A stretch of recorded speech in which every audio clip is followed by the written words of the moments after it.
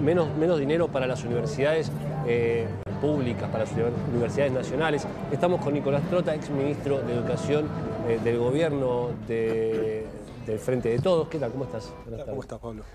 Bien y preocupado en un punto por que esta situación del veto se produzca y que finalmente pueda ser sostenida en el Congreso, aunque aparentemente no darían los votos, ¿no?, para que el presidente pueda ejercer ese veto. Creo que va a ser muy difícil para cualquier legislador volver a su territorio, porque en las 24 jurisdicciones argentinas, las 23 provincias de la Ciudad de Buenos Aires, hay al menos una universidad nacional. Y el impacto que tienen las universidades es muy fuerte, no solo en el proceso de acceso para poder estudiar, obtener una profesión, sino también en lo que es el perfil productivo de cada uno de los territorios. Desde Tierra del Fuego, que tiene una Universidad Nacional Tierra del Fuego, hasta Jujuy, Misiones o Mendoza, para mencionar algunos puntos cardinales. Entonces creo que estamos, como bien vos planteabas, en un momento de mucha preocupación por el ataque frontal a todo el sistema educativo, hoy en particular poniendo el foco en el sistema universitario, que tiene un ajuste muy fuerte en términos del 90% de la inversión del gasto de las universidades, que son los salarios de docentes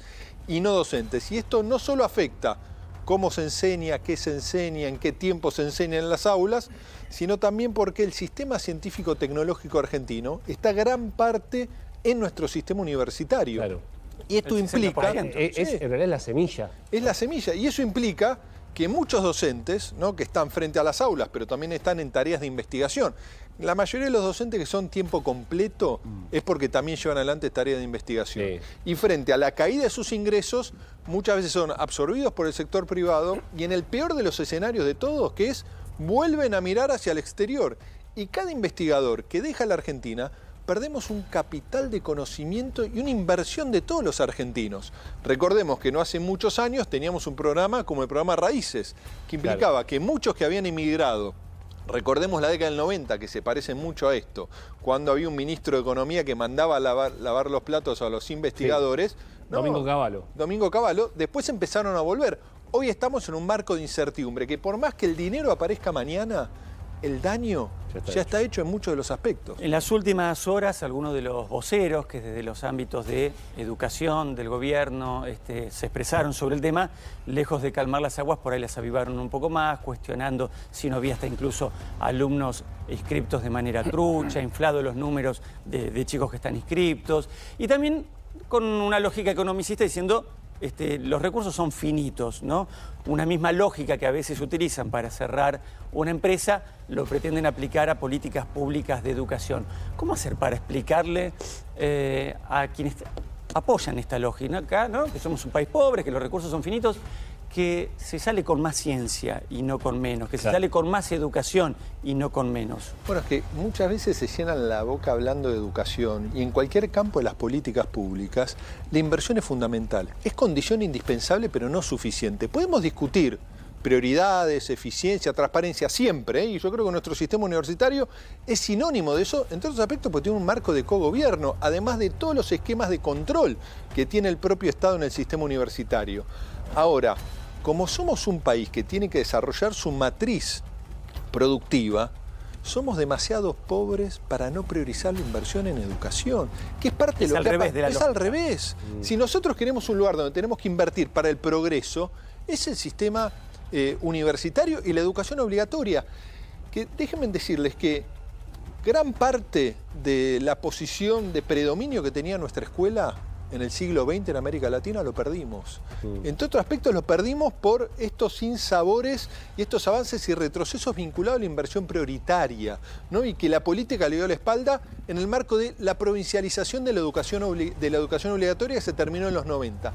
Ahora, nuestro sistema universitario sigue teniendo un marco de predominio y reconocimiento en América Latina. Totalmente. Entre otros aspectos, ¿por qué? Por el cogobierno y porque a pesar de los gobiernos que han pasado, como lo financia el Estado Nacional, ha tenido un marco de estabilidad mucho más marcado. Y como nunca tenemos jóvenes de todos los niveles sociales, pero principalmente los sectores populares que hoy van a la universidad. Cuando dicen los sectores populares no llegan a la universidad, se miente. Creo que hay mucho para mejorar, porque debemos lograr que la fotografía de los egresados sea muy parecida a la fotografía de los que ingresan. Sí, los que quedan más en el camino son los sectores populares entre otras cosas porque tienen que trabajar para sostener a la familia. Pero también me parece que hay una lógica, y ya después le damos a Hugo Sorbo y a Jorge Alarcón también. Hay una lógica en la que se dice, bueno, si ese alumno que empezó no terminó, pareciera que no hubiese servido para nada que haya recorrido la universidad, y yo te puedo asegurar que no es así, porque el que recorre un año la universidad sale mejor que si no lo hubiese concurrido. Si el que recorre 2 también tiene mayores elementos para trabajar y después montarse en el sistema productivo de la Argentina. Digo, queda como reducida la discusión, si no. Y el gobierno intenta correr el foco, porque acá tenemos que estar discutiendo que es un escándalo que ajusten a la educación, ¿no? Muchas veces se llenan la boca hablando de los países nórdicos, de algunos países del sudeste asiático. En todos esos procesos educativos se sostuvo la inversión. Entonces, cuando vemos las universidades nacionales, uno puede ir a José C. Paz, uno puede ir a Hurlingham, a Jaureche. Son 95, 99% de primera generación de estudiantes universitarios que poblan esas aulas. Entonces el impacto es enorme. Podemos mejorar, sí, pero nada bueno ocurre con lo que está llevando adelante el gobierno de Milei, desfinanciando. Y hoy no está movilizado solo la universidad. Hoy creo que está movilizado la familia. Las familias que acompañan también y que observan también que, a ver, todo lo que ellos pudieron, quizás algunos de ellos que han ido a la universidad, el futuro está opaco por lo menos, sobre todo porque, Hugo, el Congreso votó a favor de esta ley.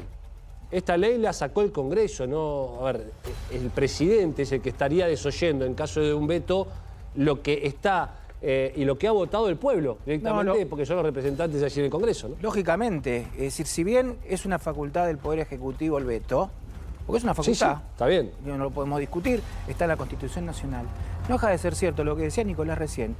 Vos no podés atacar a la educación, no podés atacar a la salud, no podés atacar a los jubilados. Los jubilados laburaron toda la vida para tener lo que merecen tener. La educación es la base fundamental del país. Un país rico es un país que tiene educación, es un país, son alumnos que son profesionales después, son los que sacan el país adelante. Vos no podés cortarle las piernas, cortarle los pies a la educación solamente por una cuestión de no hay plata. No, señores, la educación no se puede tocar. El presupuesto universitario no se puede tocar. Los colegios secundarios obligatorios del presupuesto de los colegios no se puede tocar. Estamos yendo para atrás, estamos pensando con los pies. Nicolás, no sé qué opinás. Sí, estoy de acuerdo con tu análisis. Ahora discúlpame, cuando se habla de este recorte, es un recorte en relación a que finalmente los números que está manejando el gobierno nacional no parecen observar a la inflación. No es que se está pidiendo en el presupuesto universitario una mayor carga de dinero, que vendría bien, por supuesto. Estamos hablando de simplemente equiparar y mantener y no perder tanto. No vivimos en una panacea, claramente, pero si vos tenés una reducción del 30% y tenés al 70% de los docentes universitarios bajo la línea de la pobreza, realmente el futuro parece ser complicado. Sí, quiero invitarle a la gente a que nos escriba, que participe en esta tarde especial con una marcha que seguramente va a marcar mucho de lo que venga en las próximas horas en materia de educación pública. Si quieren hacerlo, lo pueden hacer ahí al 6199-011 delante, sí, porque desde cualquier lugar de la Argentina, situación que además se va replicando en otras ciudades importantes y capitales de provincia. Decíamos, 011 nuestro prefijo, 6199-7469, lo que nos quieras consultarnos, que nos quieras opinar, tanto a favor de la marcha o en contra, porque también vamos a repasar después algunos cuestionamientos que hay hacia el sector universitario. Por ahí tiene que hacer alguna autocrítica de algunas cuestiones. ¿Qué pasa con temas espinosos como somos un país pobre, nos podemos dar el lujo de solventar y que siga siendo pública para ciudadanos extranjeros? No sé, hay muchos temas que son antipáticos de tratar. Lo vamos a charlar, ya que tenemos aquí a un ex ministro de Educación con nosotros un ratito, que después, por supuesto, de dedicarnos un rato, se va a ir también y se va a sumar como un manifestante más a la marcha.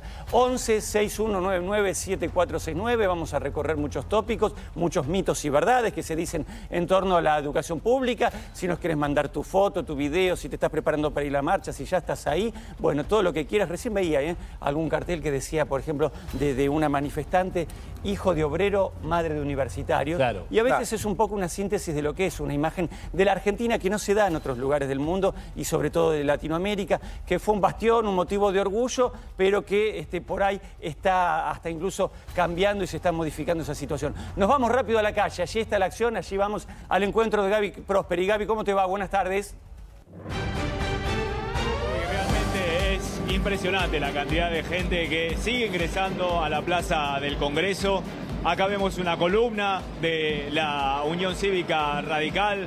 Más adelante una columna del Instituto Lanari, que depende de la Facultad de Ciencias Médicas, también de institutos de la Facultad de Veterinaria. Permanentemente gente llegando a la Plaza del Congreso. Realmente es muchísima la gente. Mire esta señora que está acá. ¿Cómo le va, señora? ¿Cómo le va? ¿Cómo es su nombre? Teresa. ¿Por qué viene a la marcha? Porque siento que hay derecho de estudiar y de tener una educación pública buena y gratuita. ¿Cuánto hace que está caminando hasta la Plaza del Congreso? Y hace como 3 horas. ¿Y hace ese esfuerzo para defender la educación pública? Sí, totalmente, totalmente. ¿En su familia hay egresados de la universidad? ¿Han ido a estudiar a la universidad pública? Estudiando. ¿Están estudiando? Sí, por eso. ¿Qué familiares tiene? ¿Nietos, tal vez? Nietos, mis nietos. ¿Están estudiando aquí en la Universidad de Buenos Aires? Sí, sí. ¿Usted viene a defender la educación de sus nietos? Por supuesto que sí. La voy a defender a morir. Si el presidente de la Nación la estuviera viendo ahora, ¿qué le diría? Y que me parece que hay algunas cosas que hace mal. Hay algunas cosas, bastantes. Porque tiende a discriminar mucho y no hace lo que tendría que hacer, porque se lo votó para eso. Tenga cuidado porque hay mucha gente en la plaza. Vaya despacito. Sí, voy despacito, voy con la agrupación. Muchas gracias. No, adiós, que tenga... Un testimonio valioso, Sí. Bodi.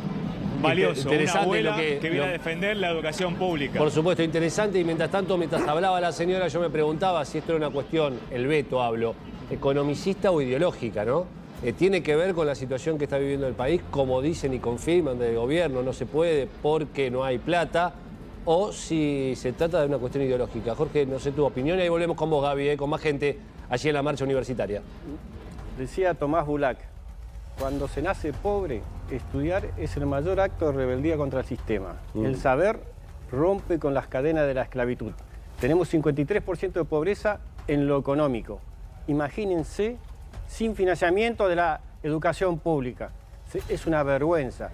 Si hay algo que no se puede discutir en un país pobre, es la educación pública. Nos quieren pobre económicamente y pobre culturalmente. Estamos también con Carlos Campolongo, decíamos titular de cátedra en la carrera de Ciencias de la Comunicación. Carlos, ¿cómo estás? Buenas tardes. Hola, no sé si nos Hola, escuchas. muy buenas tardes a todos Muy buenas los que tardes. están allí, a disposición de lo que ustedes quieran consultar. En principio te pregunto, ¿cuánto hace que das clases en la Universidad de Buenos Aires?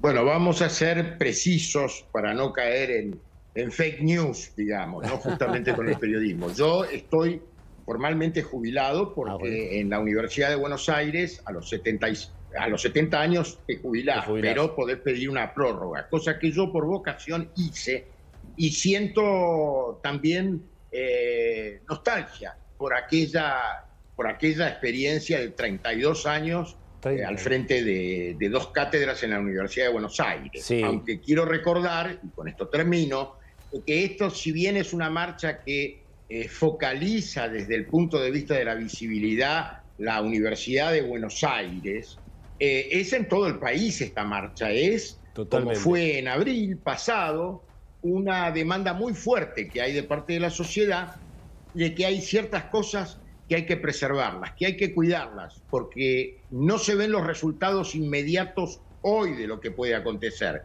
Pero evidentemente si hay deserciones, si hay vulnerabilidades, si hay falta de infraestructura, eso va generando un capital simbólico global de la sociedad de pobreza, de mucha pobreza. Claro. Hoy con Carlos ya no al frente de sus cátedras. Tendríamos más chance, Pablo, Sí, sí, porque nos bochó a los dos el profesor Campolongo. Pero bueno, sobrevivimos y acá estamos.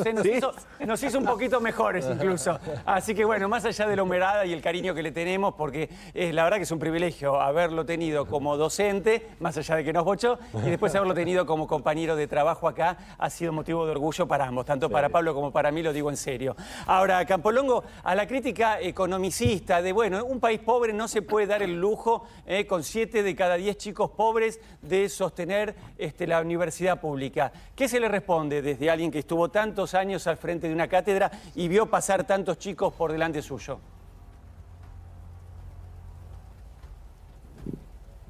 Ay, no sé si Mira, lo que pienso a lo largo de todos estos años es que el deterioro ha sido constante. Desde que volvió la democracia no se pudo discutir a fondo la educación en nuestro país.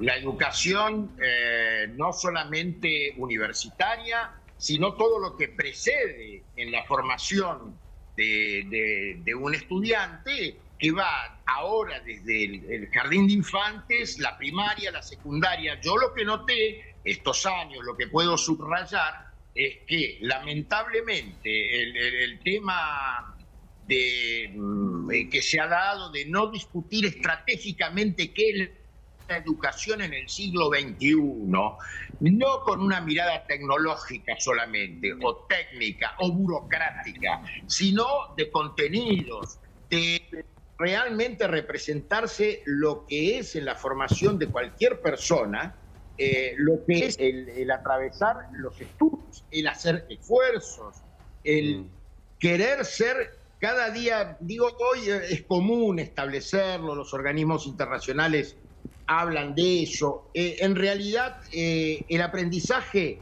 es toda la vida. Con los cambios que hay, siempre hay que estar actualizado, hay que estar estudiando, ya sea formalmente o informalmente, en lo que se dedique cada uno, para ser de excelencia, profesionales de excelencia. Yo recuerdo momentos complicados también para las universidades de todo el país, por ejemplo en la época de la Alianza, en donde López Murphy, recuerdo como ministro de Economía, incluso se había empezado a plantear la cuestión del arancelamiento, había también una reducción, y también salieron los estudiantes, los docentes, las familias a la calle, y terminó sumándose a lo que vino después finalmente, que fue el que se vayan todos. Pareciera que estar lejos esta situación, pero yo me llama la atención que siempre se ponga el foco, sobre todo en instituciones que funcionan, ¿no? Porque no podemos decir que la institución de las universidades en la Argentina no funcionen, que no hayan dado grandes profesionales. ¿Por qué pensás que es uno de los focos a tiro, Carlos, de las políticas neoliberales en este caso? Sí, bueno, obviamente que uno no puede eludir la conceptualización del egoísmo a través de una ideología o de una doctrina o de una postura filosófica que se llama neoliberal. Tendríamos mucho para discutir de eso y muchas cosas que evidentemente hay que adaptarse a los tiempos y a lo que va evolucionando, pero yo te diría que básicamente es, primero, ocuparse estratégicamente del tema educativo. Yo no le conozco el rostro al ministro de Educación. Nunca le escuché, una sola vez creo que apareció por televisión. No hago cuestiones de personalismo, ¿eh? Yo lo que quiero es una construcción colectiva con un tema central que ustedes y por supuesto en todo el país se está abordando hoy, que es una cierta idea de que en realidad es más importante Pampita o es más importante, y lo digo sin escarnio sí. para nadie, o realmente discutir cuestiones que tienen que ver con cosas importantes, como es la educación, que repito, sus resultados no se ven en lo inmediato, claro. Pero en el largo plazo no tengan duda que sí se van notando los deterioros, las ausencias, las falencias. Entonces yo creo que estamos en condiciones. La UBA, por ejemplo, que es lo que hoy ocupa aquí en Buenos Aires, el centro de la escena, tiene premios Nobel en distintas áreas. ha sido en ese sentido muy fructífero lo que ha dado. Y hay, obviamente, que hay diferencias a veces en los planes de estudio y demás, pero tenemos una actualización muy importante en muchas de esas casas de altos estudios. Por ejemplo, ciencias económicas, por nombrar una, lo que fue la irrupción en la Argentina después de la dictadura de las disciplinas sociales. Acuérdense que se unificó en una facultad de ciencias sociales. Claro. Antes estaban dispersas en distintas carreras, ¿no? Te quiero preguntar, Trota, una de las críticas que se suele hacer es: se paga desde toda la sociedad una universidad que en definitiva es para gente que podría pagarla, para la clase media, para la clase alta. Los hijos de los laburantes o los hijos de los pobres no llegan a la facultad. ¿Cuánto hay de cierto en esa afirmación? No, yo creo que llegan los distintos sectores de la sociedad, inclusive la creación, como mencionaba hoy, de las universidades que están emplazadas en el Gran Buenos Aires han permitido democratizar muchísimo el acceso. Pero eso es un efecto muy dinámico que me parece que la dirigencia política no está detectando, te digo la verdad. Incluso lo vivo en mi familia, que soy de la UBA, mi mujer fue a la UBA, mi hija iba a una escuela secundaria de la UBA y de repente cambió una universidad, cambió a la UNSAM y veo la dinámica que tiene. La UNSAM, la UNTREF, veo tantas universidades. Sarmiento, esas universidades creadas en los 90... ¿no? Que muchas son de investigación y de primerísimo nivel, y después la oleada que implicó también la creación de... ¿Y quiénes nos gobiernan? ¿Saben de esto? Mira, a mí me cuesta... ¿Detectan estos fenómenos de lo que está pasando con esas universidades? Y lo hago extensivo a todo el país. Sí, bueno, perdóname, Nicolás, en un momento yo la recuerdo a la exgobernadora María Eugenia Vidal, de alguna manera criticando a esas universidades. Por lo tanto, yo no sé hasta qué punto, por lo menos cierto sector de la política, tiene en cuenta la importancia de esas universidades en el conurbano, ¿no? Tienen un impacto positivo enorme, que a veces es difícil de medir en el tiempo, porque cuando uno emplaza una universidad en un territorio, el impacto en términos de reperfilamiento productivo, ¿no? Por los profesionales, por el vínculo con el sector del capital, es fundamental, con todo el proceso de conocimiento que se crea. Ahora, uno ve que el ataque no solo es a la universidad, el ataque también es a la educación obligatoria. Claro. Se ha abandonado a las provincias en la corresponsabilidad del Estado nacional para sostener, por ejemplo, los salarios de los maestros. Por primera vez pasó Menem, de la Rúa, Duhalde, Néstor Kirchner, Cristina Kirchner, Macri, Alberto Fernández, todos sostuvieron el incentivo docente, que fue a partir de la lucha de la marcha docente, de decir, bueno, tiene que haber un compromiso del Estado Nacional. En vez de aumentar lo que debe ser la inversión, le sacaron y le tiraron el problema a las provincias. Hoy estamos viendo esto con el sistema universitario. Claro. Entonces, creo que sí, por supuesto, hay mucho por trabajar. Digo, cómo acompañamos las trayectorias educativas de la primera generación que entra a la universidad en un sistema universitario argentino que, a diferencia de lo que ocurre con los países centrales, no son estudiantes tiempo completo, y son trabajadores que estudian, no estudiantes que trabajan, porque muchos son los que son el primero o el segundo ingreso de las familias. Claro. Entonces, ahí cuando uno ve la trayectoria educativa, por supuesto, no es que son estudiantes de 4 años en una licenciatura, muchas veces se extienden en el tiempo, pero como planteabas vos, Pablo, ya traspasar el umbral de la universidad, estar 1 o 2 años, el impacto que tiene en la formación es enorme. Por supuesto, mejoremos. Lo ideal sería que todos terminen. Mejoremos para la terminalidad. Ahora, la universidad que puede reperfilar el modelo productivo que queremos para la Argentina, ahora que le estamos sacando recursos, ¿cómo vas a tener las nuevas carreras? ¿Cómo vamos a expandir las carreras de ciencia de datos? Para mencionar un ejemplo, cuando se está restringiendo recursos a la universidad, que es lo que el mercado laboral necesita. Claro, a ver.